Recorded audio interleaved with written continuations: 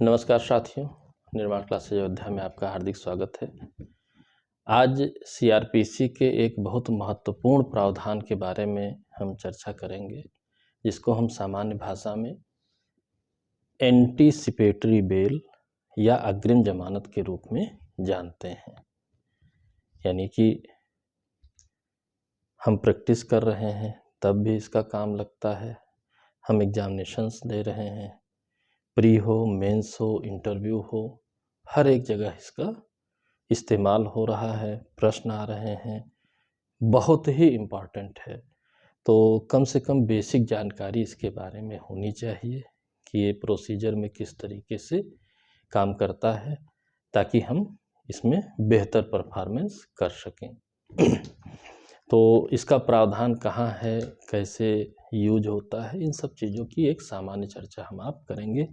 तो देखते हैं, तो सीआरपीसी की धारा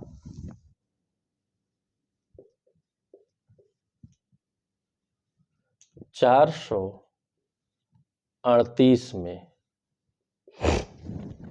ये एंटीसिपेटरी बेल से संबंधित प्रावधान लिखे हुए हैं। बेयर एक्ट में क्या लिखा है उसको ध्यान से करते हुए हमें करना है। हेडलाइन लिखी है direction for grant of bail to person apprehending arrest, यानी कि गिरफ्तारी की आशंका करने वाले व्यक्ति की जमानत मंजूर करने के लिए निर्देश। ध्यान से समझिएगा, निर्देश है, डायरेक्शन है, ठीक है। प्रश्न जिस हिसाब से बदल रहे हैं, शब्दों का बहुत महत्व बढ़ता चला जा रहा है, उनको इंटरप्रेट यदि आप नहीं करेंगे तो आपको बहुत समस्या हो जाएगी। यहाँ ऑर्डर नहीं है, यहाँ पर डायरेक्शन है, डायरेक्शन दिया गया है। तो गिरफ्तारी की आशंका, अगर किसी व्यक्ति को गिरफ्तारी की आशंका है, इसको, ठीक है, गिरफ्तार न किया जाए, इससे संबंधित डायरेक्शन से संबंधित है, ठीक है। इसके लिए डायरेक्शन दिया जाता है, ठीक है। बेल का डायरेक्शन दिया जाता है, ठीक। बेल नहीं ग्रांट की गई, बेल का डायरेक्शन दिया गया, बेल के लिए डायरेक्शन दिया गया। तो क्या लिखा हुआ है जरा देखते हैं, ठीक है, और शब्दों को भी चुन लेते हैं, आसान हो जाएगा। जब किसी व्यक्ति को यह विश्वास करने का कारण है कि हो सकता है कि उसे किसी अजमानती अपराध के लिए किए जाने के अभियोग में गिरफ्तार कर लिया जाए, तो अपराध अजमानतीय है, पहला कंटेंट है अजमानतीय अपराध, इसके लिए गिरफ्तार हो जाने की उसे आशंका है, तो वह इस धारा के अधीन निर्देश के लिए, तो एक वो निर्देश लेने जाएगा, निर्देश यानी कि डायरेक्शन, ठीक है। कहाँ जाएगा, कहाँ जाएगा? उच्च न्यायालय या सेशन न्यायालय को आवेदन कर सकता है, यानी कि वो कहाँ जाएगा? हाई कोर्ट या सेशन कोर्ट, यहाँ पर जाएगा, ठीक है। मतलब तीसरा कोई विकल्प नहीं है, आप सुप्रीम कोर्ट नहीं जा सकते हैं, या तो हाई कोर्ट जा सकते हैं या सेशन न्यायालय में जा सकते हैं। को आवेदन कर सकता है कि ऐसी गिरफ्तारी की स्थिति में उसकी जमानत, उसको जमानत पर छोड़ दिया जाए। मतलब वो ये आवेदन करेगा कि अगर ऐसी कोई गिरफ्तारी हमारी होती है तो हमको जमानत पर छोड़ दिया जाए, ठीक है। और उच्च न्यायालय अन्य बातों के साथ निम्नलिखित बातों को ध्यान में रखते हुए, ठीक है, क्या? अभियोग की प्रकृति और गंभीरता, आवेदक को पूर्ववत जिसमें यह तथ्य भी है कि उसने किसी संज्ञेय अपराध की बाबत किसी न्यायालय द्वारा दोषसिद्धि पर पहले सजा भुगती है, न्याय से भागने के आवेदक की संभाव्यता, जहां आवेदक द्वारा इस प्रकार गिरफ्तार कराकर क्षति पहुंचाने या अपमान करने के उद्देश्य में अभियोग लगाया गया है। मतलब तथ्य परिस्थितियों को ध्यान में रखेगा, पहले की दोषसिद्धि को ध्यान में रखेगा, भागने न पाए, वह किस नेचर का ऑफेंस है जिसमें गिरफ्तारी की आशंका है इसको, ठीक है। तो इन सब बातों को ध्यान में रखते हुए, मतलब इन सब चीज़ों की वो देखेगा कि हाँ इसमें क्या स्थिति है, क्या जवाब है इनका। या तो तत्काल आवेदन स्वीकार करेगा या अग्रिम जमानत मंजूर करने के लिए अंतरिम आदेश देगा। यानी कि निदेश के लिए जो आपने इनके पास आवेदन किया था, इसमें 2 कैटेगरी है, तत्काल स्वीकार, ठीक है, या, ठीक है, बहुत स्पष्ट लाइन लिखी है, सॉरी, अस्वीकार या अंतरिम आदेश देगा। तत्काल अस्वीकार या अंतरिम आदेश दे देगा, ठीक है, इंतरिम ऑर्डर कर देगा, क्या कर देगा।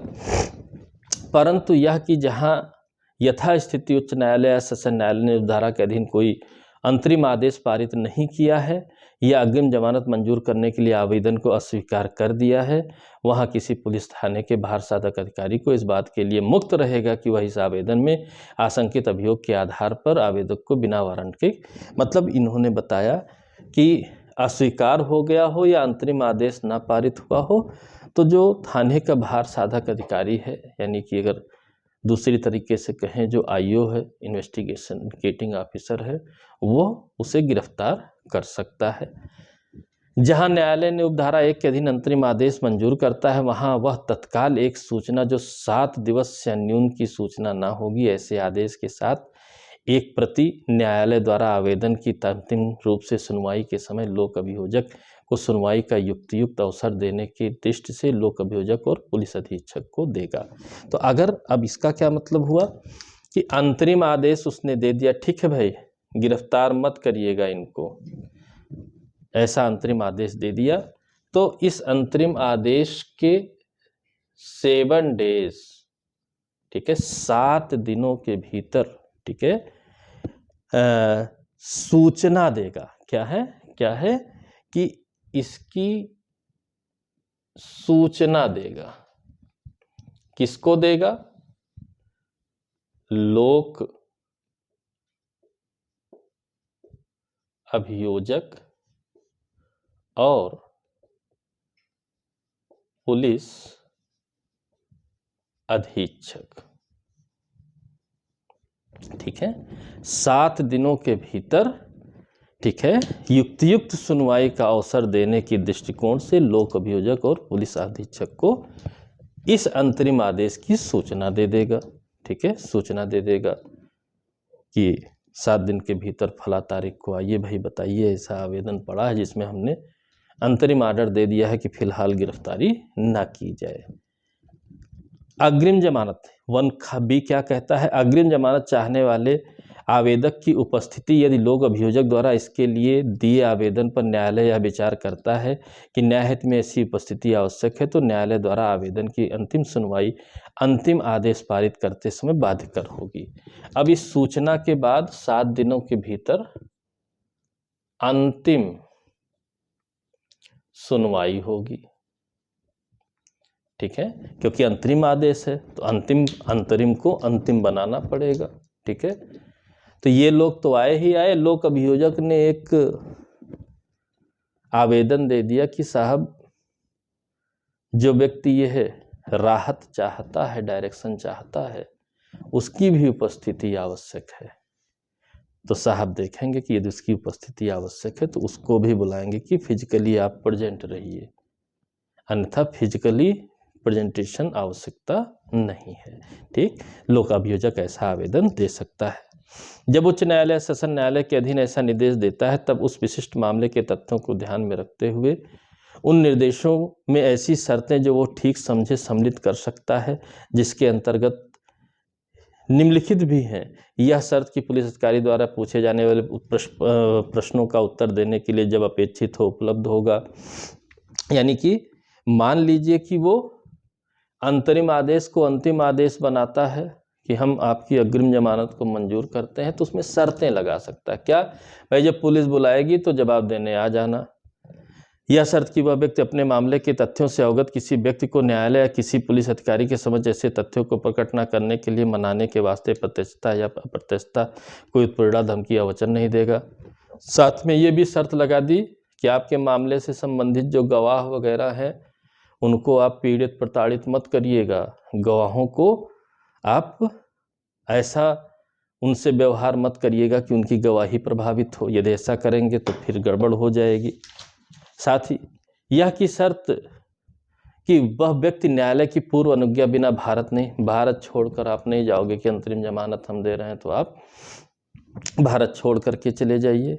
या ऐसी अन्य शर्तें जो धारा 437 की उपधारा 3 में, मतलब उपधारा 3 में 437 में अजमानती मामलों में जो जमानत मंजूर की जाती है, जो परमानेंट बेल होती है, उसके मामले में भी जो है कई शर्तें इसी प्रकार की हैं कि आप भागोगे नहीं, ठीक है, बिना सूचना के जो है कहीं भारत नहीं छोड़ोगे, ठीक, तमाम ऐसी शर्तें हैं वो सब अधिरोपित कर देगा और उन शर्तों के साथ अंतरिम जमानत के आदेश को या डायरेक्शन को वो फाइनली दे देगा। ठीक है, अंतरिम के बाद फाइनली दे देगा।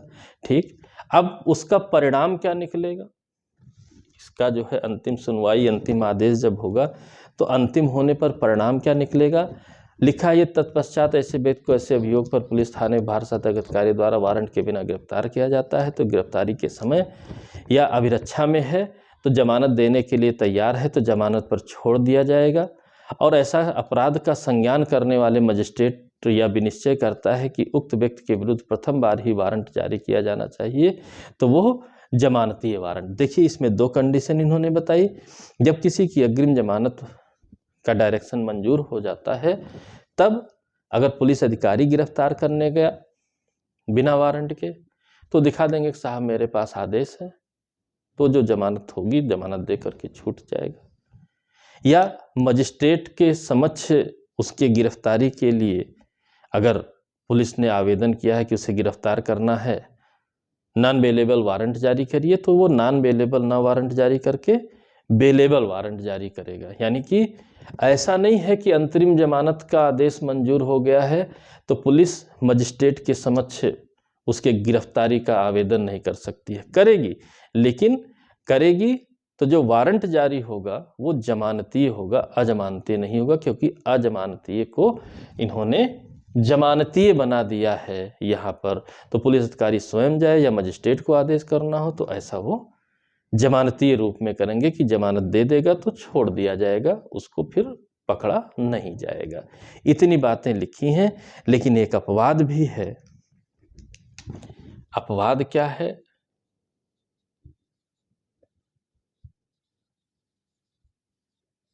रेप आदि के मामले। ठीक है, तो रेप में कई कैटेगरी हैं। 376 की उपधारा 3, 376 क ख, 376 घ क, 376 घ ख, इन सब मामलों में लागू नहीं होगी। ठीक है, ये सिंपली आपका गिरफ्तारी की आशंका पर जो अग्रिम जमानत मंजूर की जाती है तो वो, यानी कि कुल मिला के कहने का यह है कि जब ये जैसे सामान्य रूप से जब जमानत मंजूर की जाती है तो उसी समय आपको बेल बांड भर के जमानत लेनी होती है, लेकिन यहाँ ऐसा नहीं है। यहाँ कोई जमानत राशि नहीं निर्धारित की जाएगी, बल्कि क्या किया जाएगा, इस आपकी गिरफ्तारी को जमानतीय बना दिया जाएगा। पुलिस जाएगी तो वो भी जमानत लेकर छोड़ देगी, मजिस्ट्रेट के पास आवेदन होगा तो वह भी जमानती वारंट ही जारी करेगा, अजमानती नहीं जारी करेगा। इतनी बात आपको समझनी चाहिए। ये हाई कोर्ट और सेशन कोर्ट ही जो है कर सकता है और किसी की अथॉरिटी नहीं है। पहले ये धारा अग्रिम जमानत की उत्तर प्रदेश में लागू नहीं थी, लेकिन हाल ही में एक संशोधन हुआ है। उत्तर प्रदेश अधिनियम संख्या 4 वर्ष 2019 धारा 2 द्वारा 6 जून 2019 से प्रभावी कर दिया गया है। 2019 से उत्तर प्रदेश में भी अग्रिम जमानत के प्रावधान लागू हो गए हैं।